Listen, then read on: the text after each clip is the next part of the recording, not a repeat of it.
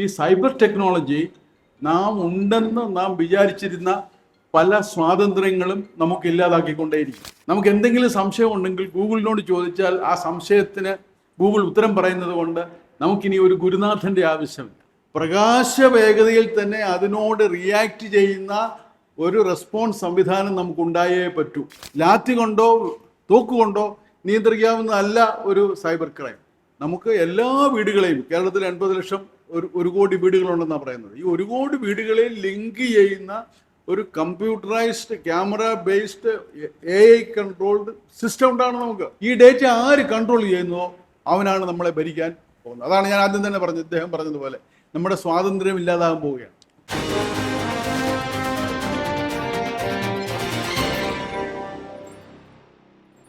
സാങ്കേതിക വിദ്യ തേരോട്ടം നടത്തുന്ന ഒരു സമൂഹത്തിലാണ് നാം ജീവിക്കുന്നത്.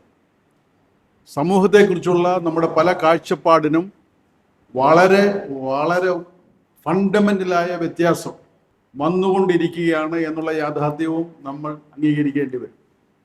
ഞാൻ ജനിച്ചു വളർന്നത് ഇലക്ട്രിസിറ്റി ഇല്ലാത്ത, ഫ്രിഡ്ജില്ലാത്ത, റേഡിയോ ഇല്ലാത്ത അങ്ങനെ ഒരു സാഹചര്യത്തിലാണ് വന്നത്. ഇന്ന് അങ്ങനെ ഒരു ജീവിതം എൻ്റെ ഗ്രാമത്തിൽ പോലും ആർക്കും സാധ്യമല്ല. ഇലക്ട്രിസിറ്റി ഇല്ലാതെ നമുക്ക് ജീവിക്കാൻ സാധിക്കും എന്ന് പറഞ്ഞതുപോലെ സൈബർ ടെക്നോളജി നമുക്ക് തരുന്ന പ്രത്യേക എനേബിളിംഗ് കേപ്പബിലിറ്റീസും ഇല്ലാതെ ഇനി ഒരു സമൂഹത്തിന് സർവൈവൽ സാധ്യമല്ല. അപ്പോൾ അത് നമ്മൾ തിരിച്ചറിയണം. It is an inevitability. അതിനകത്ത് യാതൊരു പ്രശ്നമില്ല. അതില്ലാതെ നമുക്ക് ജീവിക്കാൻ പറ്റില്ല. 2, ഇവിടെ ഡോക്ടർ ഹരിലാൽ അത് സൂചിപ്പിച്ചതിൽ എനിക്ക് സന്തോഷമുണ്ട്. ഈ സൈബർ ടെക്നോളജി നാം ഉണ്ടെന്ന് നാം വിചാരിച്ചിരുന്ന പല സ്വാതന്ത്ര്യങ്ങളും നമുക്ക് ഇല്ലാതാക്കിക്കൊണ്ടേയിരിക്കും. ഇത് ഈ ടെക്നോളജിയുടെ ഒരു സ്വഭാവമാണ്. എല്ലാം അറിയുന്ന ഗൂഗിളുള്ളപ്പോൾ ഇനി നാം ഒന്നും അറിയേണ്ട ആവശ്യമില്ല. നമുക്ക് എന്തെങ്കിലും സംശയം ഉണ്ടെങ്കിൽ ഗൂഗിളിനോട് ചോദിച്ചാൽ ആ സംശയത്തിന് ഗൂഗിൾ ഉത്തരം പറയുന്നത് കൊണ്ട് നമുക്കിനി ഒരു ഗുരുനാഥൻ്റെ ആവശ്യമില്ല. അപ്പം ഇങ്ങനെ നമ്മളെ ഒരു സാങ്കേതിക വിദ്യയ്ക്ക് അടിമപ്പെടുത്തിക്കൊണ്ട് നമ്മുടെ സാമ്പത്തിക വ്യാപാരങ്ങളാണെങ്കിലും നമ്മുടെ സാമൂഹ്യ വ്യാപാരങ്ങളാണെങ്കിലും നമ്മുടെ വൈകാരിക മേഖലയിലുള്ള പ്രവർത്തനങ്ങളാണെങ്കിൽ പോലും അവയ്ക്കെല്ലാം കമ്പ്യൂട്ടർ ലോകം ഡിജിറ്റൽ ടെക്നോളജിയുടെ പരിഹാരം ഉണ്ടാക്കുന്ന ഒരു യുഗത്തിലേക്ക് നമ്മൾ കടന്നു പോവുകയാണ്. അപ്പോൾ തീർച്ചയായിട്ടും നമ്മൾ ഇപ്പോൾ സ്വാതന്ത്ര്യം എന്ന് പറയുന്ന പല കാര്യങ്ങളും താമസിയാതെ സാങ്കേതിക വിദ്യയ്ക്ക് അടിമപ്പെടും എന്നുള്ള കാര്യത്തെക്കുറിച്ച് നമ്മളെല്ലാവരും ബോധവാന്മാരായിരിക്കണം. ഇനി ഞാൻ എന്നോട് സംസാരിക്കാൻ പറഞ്ഞ വിഷയത്തെക്കുറിച്ച്, സൈബർ സെക്യൂരിറ്റി. ഈ സൈബർ സെക്യൂരിറ്റി എന്ന് പറയുന്ന പദം 2 രീതിയിൽ നിർവചിക്കാം. ഒന്ന്, സൈബർ സിസ്റ്റത്തിൻ്റെ പ്രൊട്ടക്ഷൻ. എനിക്കൊരു കമ്പ്യൂട്ടറുണ്ട്, എനിക്കൊരു ഡേറ്റാബേസ് ഉണ്ട്, എനിക്കൊരു കമ്പ്യൂട്ടർ ശൃംഖലയുണ്ട്, എനിക്കൊരു വ്യവസായമുണ്ട്, എനിക്കൊരു രാജ്യമുണ്ട്. ഈ രാജ്യം എനിക്ക് ഒരു ഇലക്ട്രിസിറ്റി ഡിസ്ട്രിബ്യൂഷൻ സിസ്റ്റം ഉണ്ട്, KSB ഇലക്ട്രിസിറ്റി ബോർഡിന്. ഇപ്പോൾ വെനിസ്വേലയിലെ കാര്യം പറഞ്ഞു. അവിടുത്തെ ഇലക്ട്രിസിറ്റിയുടെ നിയന്ത്രണം അമേരിക്ക ഏറ്റെടുത്താണ് അത് ആ പരിപാടി നടപ്പാക്കാൻ സാധിച്ചത്. അപ്പോൾ അതിനെ പ്രതിരോധിക്കുന്ന, അതിൻ്റെ സേഫ്റ്റി, ഞാൻ എൻ്റെ ഉടമസ്ഥതയിലോ ഞാൻ കൈകാര്യം ചെയ്യുന്നതായ ഒരു കമ്പ്യൂട്ടർ സിസ്റ്റത്തിൻ്റെ സുരക്ഷ, അതിനെ ഞാൻ പ്രൊട്ടക്റ്റ് ചെയ്യുക. അങ്ങനെ ഒരു സൈബർ സെക്യൂരിറ്റി ഉണ്ട്. ഞാൻ സംസാരിക്കുന്നത് ആ സൈബർ സെക്യൂരിറ്റിയെക്കുറിച്ചല്ല. അത് പോലീസുമായിട്ട് യാതൊരു ബന്ധവുമില്ല. ആ സൈബർ സെക്യൂരിറ്റിക്ക് സാങ്കേതിക വൈദഗ്ധ്യമുള്ള ആളുകൾ ആ രീതിയിൽ ഉണ്ടാക്കിയെടുക്കേണ്ട സൈബർ സൊല്യൂഷൻസ് ആണ് അതിനാവശ്യമുള്ളത്. അതിനെക്കുറിച്ച് പ്രൊഫസർ അച്യുത ശങ്കർ ഇവിടെ വരുന്നുണ്ട്. അദ്ദേഹത്തെ പോലെയുള്ള ആളുകളാണ്, കമ്പ്യൂട്ടർ വിദഗ്ധരാണ് അതിനെക്കുറിച്ച് സംസാരിക്കേണ്ടത്. ഞാൻ സംസാരിക്കാൻ ഉദ്ദേശിക്കുന്നത് സൈബർ ടെക്നോളജി മൂലമുണ്ടാകുന്ന സൽഫലങ്ങൾ കൊണ്ട് നാം ഇന്ന് അനുഭവിക്കുന്ന മനുഷ്യ സുരക്ഷിതത്വം എങ്ങനെ മെച്ചപ്പെടുത്താം, അതിനുവേണ്ടി സർക്കാരുകൾക്കും സമൂഹത്തിനും എന്തൊക്കെ ചെയ്യാം എന്നുള്ളതിനെക്കുറിച്ചും, ഈ സൈബർ ടെക്നോളജി മൂലമുണ്ടാകുന്ന പുതിയ തരം കുറ്റകൃത്യങ്ങൾ അതിനെ പ്രതിരോധിക്കാൻ വേണ്ടി നാം എന്ത് ചെയ്യാം, അങ്ങനെയുള്ള ഈ 2 അർത്ഥങ്ങളിലാണ് ഞാൻ ഇനി സൈബർ സെക്യൂരിറ്റിയെക്കുറിച്ച് സംസാരിക്കാൻ പോകുന്നത്.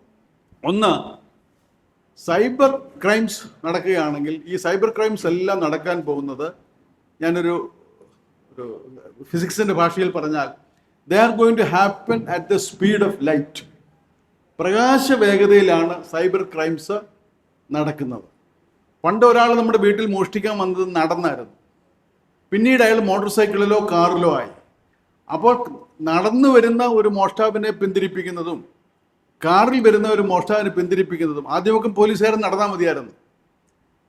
കാരണം മോഷ്ടാവിനേക്കാൾ കൂടുതൽ വേഗത അതിനെ നിയന്ത്രിക്കുന്ന പോലീസ് സംവിധാനത്തിന് വേണം. ഇതൊരു ഫണ്ടമെന്റൽ പ്രിൻസിപ്പിളാണ്. അപ്പോൾ ഈ സൈബർ ക്രൈംസ് നടക്കുന്നത് പ്രകാശത്തിൻ്റെ വേഗതയിലാണെന്ന് പറയുന്നത് നിങ്ങൾക്കെല്ലാം മനസ്സിലാവും. ആ പ്രകാശ വേഗതയിൽ നടക്കുന്ന ഒരു സൈബർ ക്രൈംസിനെ പിന്തിരിപ്പിക്കണമെന്നുണ്ടെങ്കിൽ പ്രകാശ വേഗതയിൽ തന്നെ അതിനോട് റിയാക്ട് ചെയ്യുന്ന ഒരു റെസ്പോൺസ് സംവിധാനം നമുക്കുണ്ടായേ പറ്റൂ. ഇല്ലാതെ പറ്റില്ല. കാൽനടയായ നടക്കുന്ന പോലീസുകാരൻ ലാത്തി കൊണ്ടുപോയാൽ വെടിവെച്ച് ഒരു സൈബർ ക്രൈം നിയന്ത്രിക്കാൻ പറ്റില്ല. ലാത്തി കൊണ്ടോ തോക്കുകൊണ്ടോ നിയന്ത്രിക്കാവുന്നതല്ല ഒരു സൈബർ ക്രൈം. ഇത് നമ്മൾ വളരെ കാര്യമായിട്ട് ഇത് മനസ്സിലാക്കേണ്ട ഒരു കൺസെപ്റ്റാണ്.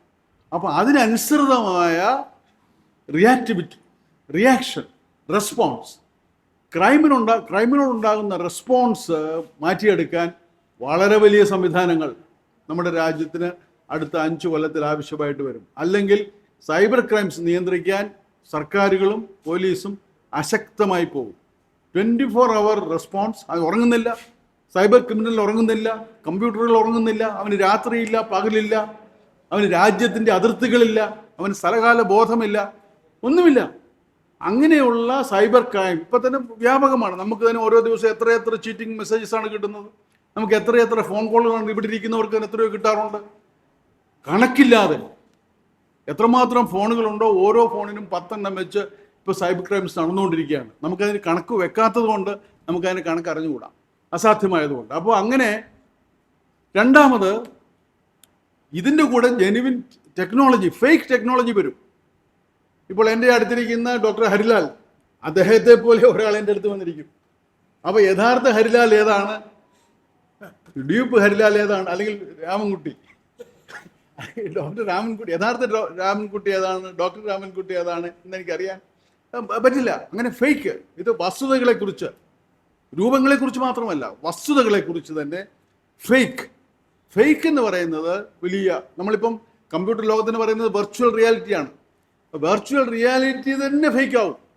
Fake virtual reality. ഇപ്പോൾ വെർച്വൽ റിയാലിറ്റി നമ്മൾ വെർച്വൽ റിയാലിറ്റി ആയിട്ട് അനുഭവിക്കുന്നു. ആ വെർച്വൽ റിയാലിറ്റി തന്നെ ഫേക്ക് വെർച്വൽ റിയാലിറ്റി ആകുമ്പോൾ നാം എങ്ങനെ അതിനെ തിരിച്ചറിയും? ഇതാണ് ശരി, മറ്റേത് തെറ്റാണ് എന്ന് ജനങ്ങളെ ബോധവൽപ്പിക്കേണ്ട, ജനങ്ങൾക്ക് അതിന് വേണ്ട സഹായം ചെയ്തു കൊടുക്കേണ്ട രീതിയിലുള്ള ടെക്നോളജി, അത് തന്നെ കേരളത്തിലെ പോലീസിൻ്റെ അല്ലെങ്കിൽ ലോകത്തിലെ എല്ലാ പോലീസ് സേനകളുടെയും ജോലിയുടെ ഒരു പ്രധാന ഭാഗമായിട്ട് ഇത് മാറാൻ പോവുകയാണ്. ജെനുവിൻ ഏത്, ഫേക്ക് ഏത്. ഇപ്പോൾ നമ്മൾ പരീക്ഷാ ഹോളിൽ കയറുമ്പോൾ നമ്മൾ ഹോൾ ടിക്കറ്റ് കൊണ്ടുപോകാറുണ്ട്, ആരാണ് ഫേക്ക് എന്നറിയാൻ വേണ്ടി. അതുപോലെ നമ്മുടെ സമൂഹത്തിലെ എല്ലാ ട്രാൻസാക്ഷനും distinguishing between the fake and the real will become a big security challenge and we have to prepare for it. 3, വളരെ വേഗതയിൽ ക്രൈംസ് നടക്കുന്നത് കൊണ്ട് എല്ലായിടത്തും എപ്പോഴും ആരും ക്രൈമിൻ്റെ വിക്ടിംസാണ്, എല്ലാ വീടുകളിലും. അപ്പോൾ എല്ലാ വീടുകളിലും എന്ത് നടക്കുന്നു, എന്ത് ക്രൈം നടക്കുന്നു എന്നുള്ളതിനെക്കുറിച്ച് റെസ്പോണ്ട് ചെയ്യാൻ നമുക്ക് എല്ലാ വീടുകളെയും, കേരളത്തിൽ 80 ലക്ഷം 1 കോടി വീടുകളുണ്ടെന്നാണ് പറയുന്നത്, ഈ 1 കോടി വീടുകളെ ലിങ്ക് ചെയ്യുന്ന ഒരു computerised camera based AI controlled system ഉണ്ടാണ് നമുക്ക്. ഇപ്പോൾ നമുക്ക് ടെലിഫോൺ നെറ്റ്വർക്ക് ഉണ്ട്. ഇപ്പോൾ കേരളത്തിൽ ഇപ്പോൾ 3.5 കോടി 4.5 കോടി മൊബൈൽ ഫോണുകളുണ്ട്. അപ്പോൾ ഞാനീ പറയുന്ന അസാധ്യമൊന്നുമില്ല. എല്ലാവരും സ്വകാര്യ പണം കൊണ്ട് തന്നെ 4.5 കോടി മൊബൈൽ ഫോണുകൾ നമ്മുടെ 1 കോടി വീടുകളിലുണ്ട്. അപ്പോൾ തീർച്ചയായിട്ടും ഈ മൊബൈൽ ഫോണുകൾ ഉപയോഗിച്ച് തന്നെ എല്ലാ വീടുകളെയും ബന്ധിപ്പിക്കുന്നു. അതിന് വേറെ പ്രത്യേക ലൈനൊന്നും വലിക്കേണ്ട കാര്യമില്ല. നമ്മുടെ എക്സിസ്റ്റിംഗ് മൊബൈൽ ഫോണുകൾ ഉപയോഗിച്ചുകൊണ്ട് തന്നെ ഒരു സ്റ്റേറ്റ് വൈഡ് എല്ലാ ഹൗസ് ഹോൾഡ്സിനെയും ഇൻക്ലൂഡ് ചെയ്യുന്ന ഒരു സെക്യൂരിറ്റി നെറ്റ്വർക്ക് നമുക്ക് ഉണ്ടാക്കിയെടുക്കാം. ഇതിനെക്കുറിച്ചൊന്നും ആരും പറയുന്നത് ഞാൻ കേട്ടില്ല, അതുകൊണ്ടാണ് ഈ പറയുന്നത്. ഇത് ഈസി ആയിട്ട് നടക്കുന്ന കാര്യമാണ്. 4.5 കോടി ഫോണുണ്ട്. ഓരോ വീട്ടിലെ ഓരോ ഫോൺ ഈ സെക്യൂരിറ്റി നെറ്റ്വർക്കിലേക്ക് കൊണ്ടുവന്നാൽ തീർച്ചയായിട്ടും എവിടെ എന്ത് എപ്പോൾ നടന്നാലും ഇൻസ്റ്റന്റേനിയസ് ആയിട്ട് 24 ആയിട്ട് ലൈവായിട്ട് പ്രതികരിക്കുന്ന ഒരു കമ്പ്യൂട്ടർ സെന്ററോ ഒരു കൺട്രോൾ സിസ്റ്റമോ കേരളത്തിന് മൊത്തമായിട്ടുണ്ടാകാം. അവിടുന്ന് നിമിഷ നേരം കൊണ്ട് റിയാക്ട് ചെയ്യുന്ന കൺട്രോൾ റൂം സംവിധാനങ്ങൾ. ഇപ്പോൾ നമ്മളൊരു വണ്ടി അല്ലെങ്കിൽ അങ്ങനെയൊക്കെയാണ് പോകുന്നത്, ഒരു ഫോൺ വിളിക്കുക, അങ്ങനെയൊക്കെയാണ്. അങ്ങനെയല്ല, ഒരു digitalised computer response system which is functioning 24 hours. അത് കേരളത്തിൽ ഉണ്ടായേ പറ്റൂ. അതിനുവേണ്ടി നമ്മൾ പരിശ്രമിക്കണം. നാലാമത്തെ ഇതിൽ വളരെയധികം കാര്യങ്ങൾ പറയാനുണ്ട്, ചുരുക്കി പറയുകയാണ്. നാലാമതായിട്ട് എനിക്ക് പറയാനുള്ളത്, there should be a travel security. Travel എന്ന് പറയുന്നത് വലിയ ഒരു സെക്യൂരിറ്റി പ്രശ്നമാണ്. നമ്മൾ ആലോചിച്ച് നോക്കുക, ഇപ്പോൾ നമ്മൾ നാഷണൽ ഹൈവേ ഡെവലപ്പ് ചെയ്യുകയാണ്. ഇപ്പോൾ NH-66 500 കിലോമീറ്റർ ഇവിടുന്ന് കാസർഗോഡ് വരെ പോയാൽ അവിടെ ഒറ്റ ജംഗ്ഷൻ ഇല്ലെന്നാണ് പറയുന്നത്, ഒരു ട്രാഫിക് ലൈറ്റ് ഇല്ല. അപ്പോൾ നമുക്ക് മനസ്സിലാക്കേണ്ടത് ഈ 500 ഗേറ്റ് വേയിൽ ഒരു ജംഗ്ഷൻ ഉണ്ട്. ഓരോ സ്ഥലത്തും 500 ജംഗ്ഷനെങ്കിലും നാഷണൽ ഹൈവേയിൽ നിന്ന് മാറി താഴെ കാണും, അല്ലാതെ ഉണ്ടാക്കാൻ പറ്റില്ല. അപ്പോൾ ഈ 500 ജംഗ്ഷനും ഇങ്ങനെയുള്ള കേരളത്തിലുള്ള 3 ലക്ഷം കിലോമീറ്റർ ഇപ്പോൾ ഇങ്ങോട്ട് വരുന്നിടത്ത് അലിച്ചാൽ മതി, ഈ 1 കിലോമീറ്ററിൽ എത്ര ജംഗ്ഷൻ ഉണ്ടെന്ന് വെച്ചാൽ മതി. എല്ലായിടത്തും ഓരോ പോലീസുകാർ നിൽപ്പുണ്ട്. ഇങ്ങനെ എല്ലാ ജംഗ്ഷനിലും പോലീസുകാരെ നിർത്തി കേരളത്തിലെ ട്രാഫിക് കൺട്രോൾ ചെയ്യുക എന്ന് പറയുന്ന അസാധ്യമാവും. It will be impossible to control traffic through manual policeman. അത് നമ്മൾ മനസ്സിലാക്കണം. അതുകൊണ്ട് കംപ്ലീറ്റ് ആയിട്ട് Kerala is one big city now. Therefore we must have a ഒരു integrated intelligent traffic management system which is already current in most western societies. അങ്ങനെ കാസർഗോഡ് മുതൽ തിരുവനന്തപുരം വരെ എല്ലാ ജില്ലകളിലും എല്ലാ റോഡുകളിലും സൈമൾട്ടേനിയസ് ആയിട്ട് ട്രാഫിക് വോളിയം ജഡ്ജ് ചെയ്ത് ട്രാഫിക്കിനെ റെഗുലേറ്റ് ചെയ്യുന്ന ഒരു ഇൻ്റലിജൻറ്റ് ട്രാഫിക് മാനേജ്മെൻറ്റ് സിസ്റ്റം ഉണ്ടാകും. അത് സെൽഫ് ഫൈനാൻസിങ് ആയിരിക്കും. ഇപ്പോൾ അദ്ദേഹത്തിന് നെഗോഷിയേഷൻ, കാരണം ഇതിൻ്റെ വയലേഷൻസിൻ്റെ fee can be collected into that system and for the system will be self supporting. അപ്പോൾ അങ്ങനെ ഒരു ട്രാഫിക് കൺട്രോളിന് വേണ്ടി ഒരു intelligent traffic management system Kerala വ്യാപകമായിട്ടുണ്ടാകണം. പോലീസുകാരുടെ എണ്ണം കൂട്ടി പരിഹരിക്കാവുന്ന ഒരു പ്രശ്നമല്ല ഇത് എന്ന് നമ്മൾ മനസ്സിലാക്കണം. ഇങ്ങനെയാണെങ്കിൽ കേരളത്തിൽ 3 ലക്ഷം കിലോമീറ്റർ റോഡുകളിൽ 3 ലക്ഷം ജംഗ്ഷൻ ഉണ്ടെങ്കിൽ നമുക്ക് 6 ലക്ഷം പോലീസുകാരെ സൃഷ്ടിക്കാൻ പറ്റില്ല ഈ ജംഗ്ഷൻ കൺട്രോൾ ചെയ്യാൻ വേണ്ടി. അതുകൊണ്ട് ഒരിക്കലും അത് സാധ്യമല്ല. ഇതിന് ഒരു ടെക്നോളജിക്കൽ പരിഹാരം മാത്രമേ ഉള്ളൂ. അഞ്ചാമതായിട്ട് എനിക്ക് സൂചിപ്പിക്കാനുള്ളത്, നമ്മുടെ ക്രിമിനൽ ജസ്റ്റിസ് സിസ്റ്റത്തിൻ്റെ റെസ്പോൺസ് ആൻഡ് എഫിഷ്യൻസി അതിപ്പോഴും 19-ാം നൂറ്റാണ്ടിലേതാണ്. എഴുതി തയ്യാറാക്കുന്ന മഹസറുകൾ, കോടതികളിൽ മജിസ്ട്രേറ്റ് എഴുതിയെടുക്കുന്ന മൊഴികൾ, ഇതൊക്കെയാണ് നമ്മളെല്ലാം കണ്ടിട്ടുണ്ട്. മജിസ്ട്രേറ്റിൻ്റെ അവിടെ നിന്ന് മൊഴി എഴുത്തുകാരനാണ്, ഏറ്റവും കൂടുതൽ എഴുതുന്ന ആൾ മജിസ്ട്രേറ്റാണ്, എഴുതിക്കൊണ്ടിരിക്കുകയാണ്. ഈ എഴുത്ത് പരിപാടി നമ്മളൊന്ന് അവസാനിപ്പിക്കും. കാരണം ഞാനിപ്പോൾ സംസാരിക്കുന്നത് എൻ്റെ ഫോണിലാണെങ്കിൽ ഇപ്പോൾ തന്നെ അത് റെക്കോർഡ് ചെയ്ത് ഞാൻ മലയാളത്തിൽ സംസാരിക്കുന്നത് മലയാളത്തിൽ തന്നെ എഴുതി എനിക്ക് പ്രസംഗം കഴിയുമ്പോൾ കിട്ടും. അപ്പോൾ ആ ടെക്നോളജി നമ്മുടെ കയ്യിൽ ഞാൻ കൊണ്ടു നടക്കുകയാണ്.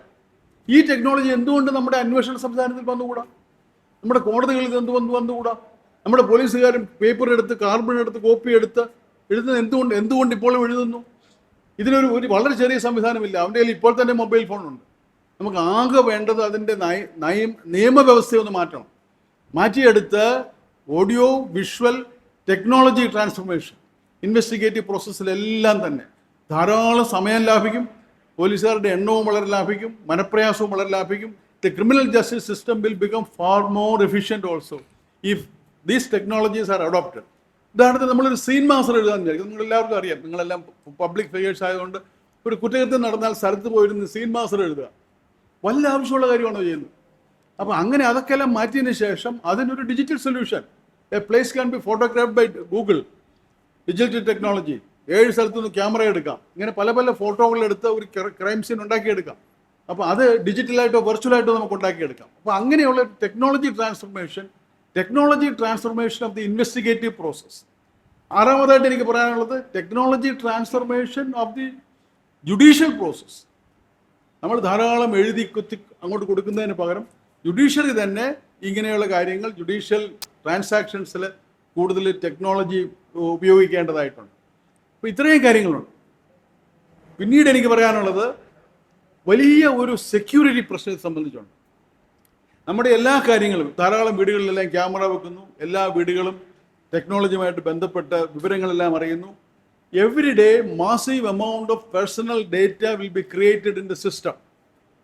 ഞാൻ എവിടെ പോകുന്നു, ഞാൻ ഏത് ബാങ്കാണ് ഞാൻ ഉപയോഗിക്കുന്നത്, ഞാൻ ഏത് കാറിലാണ് സഞ്ചരിക്കുന്നത്, ഞാൻ ഏത് ഓട്ടോറിക്ഷയിലാണ് ഞാൻ കയറിപ്പോകുന്നത്, ഏതൊക്കെ വീടുകളിലാണ് ഞാൻ സംസാരിക്കുന്നത്, ഞാൻ ഏതൊക്കെ സുഹൃത്തുക്കളാണ് എനിക്കുള്ളത്, ഇതെല്ലാം തന്നെ ഒരു വലിയ കമ്പ്യൂട്ടറൈസ്ഡ് ഡേറ്റാ ബേസിൽ ഇപ്പോൾ തന്നെ നിലവിലുണ്ട്.